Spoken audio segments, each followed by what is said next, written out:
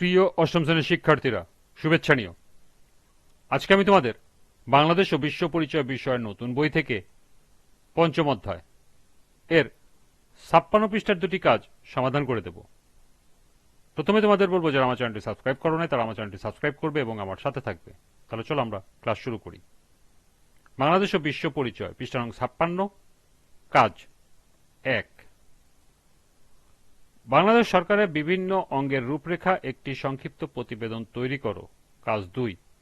নিচের ছকে সরকারের কয়েকটি কাজ উল্লেখ করা হয়েছে, কোনটি কোন বিভাগের কাজ চিহ্নিত করো এবং নিচে লেখো। এখানে দেখো কয়েকটি কাজ দেওয়া আছে। কৃষির উন্নতির জন্য কাজ করে, মামলার মীমাংসার রায় দেয়, আইন পরিবর্তন করে, দেশ বহিঃশক্তির হাত থেকে রক্ষা করে, অপরাধীকে শাস্তি দেয়, সংবিধান প্রণয়ন করে। এই কাজগুলো কোনটি কোন বিভাগের তা এখানে লিখতে হবে। তাহলে চলো এখন আমরা এর সমাধান দেখে নিই। প্রথম কাজের প্রশ্ন ছিল, বাংলাদেশ সরকারের বিভিন্ন অঙ্গের রূপরেখা একটি সংক্ষিপ্ত প্রতিবেদন তৈরি করো। সরকারের কাজগুলো সম্পাদনের জন্য তিনটি বিভাগ রয়েছে। এগুলো হলো আইন বিভাগ, শাসন বিভাগ এবং বিচার বিভাগ। বাংলাদেশ সরকারের বিভিন্ন অঙ্গের রূপরেখা একটি সংক্ষিপ্ত প্রতিবেদন নিম্নে উপস্থাপন করা হলো। প্রতিবেদন শিরোনাম: বাংলাদেশ সরকারের বিভিন্ন বিভাগের রূপরেখা। বাংলাদেশের আইনসভা এক কক্ষ বিশিষ্ট, এর নাম জাতীয় সংসদ। মোট ৩৫০ জন সদস্য নিয়ে এটি গঠিত। আইনসভা বা জাতীয় সংসদ রাষ্ট্রের সাধারণ আইন তৈরি ও পরিবর্তন করে, দেশের জনমতকে প্রকাশ করে, সরকারের আয় ব্যয় নিয়ন্ত্রণ করে, সংবিধান প্রণয়ন ও সংশোধন করে।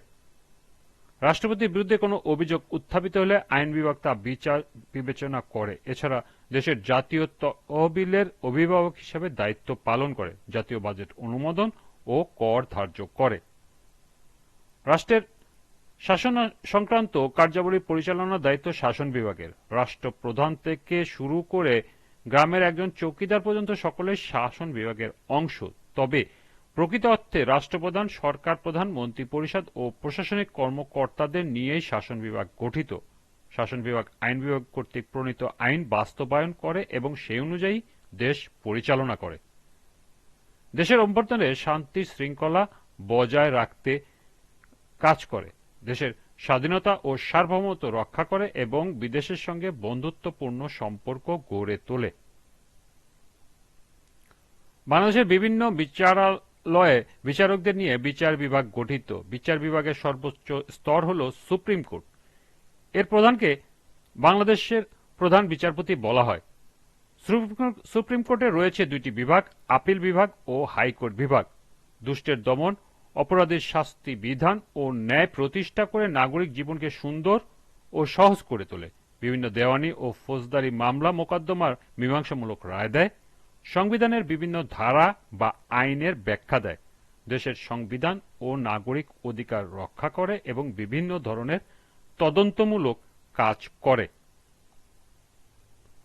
পরিশেষে বলা যায়, সরকারের প্রতিটি বিভাগের নিজস্ব কাজ ও পরিধি আছে, সে অনুযায়ী বিভাগগুলো পরিচালিত হয়। সকল বিভাগের সম্মিলিত রূপই হল সরকার এবং সকল বিভাগের কাজ সরকারি কাজের অন্তর্ভুক্ত। সবশেষে প্রতিবেদন প্রণয়নকারী, এখানে তোমার নাম লিখবে, অষ্টম শ্রেণী। দ্বিতীয় কাজের প্রশ্ন ছিল, নিচের ছকে সরকারের কয়েকটি কাজ উল্লেখ করা আছে, কোনটি কোন বিভাগে তা চিহ্নিত করো এবং নিচে লেখো। সরকারের কাজগুলো নিম্নে উপস্থাপন করা হলো। প্রথমে হচ্ছে আইন বিভাগ। ১. আইন পরিবর্তন করে। ২. সংবিধান প্রণয়ন করে। শাসন বিভাগ কৃষির উন্নতির জন্য কাজ করে, দেশকে বহিঃশত্রুর হাত থেকে রক্ষা করে। বিচার বিভাগ মামলার মীমাংসামূলক রায় দেয় এবং অপরাধীকে শাস্তি দেয়।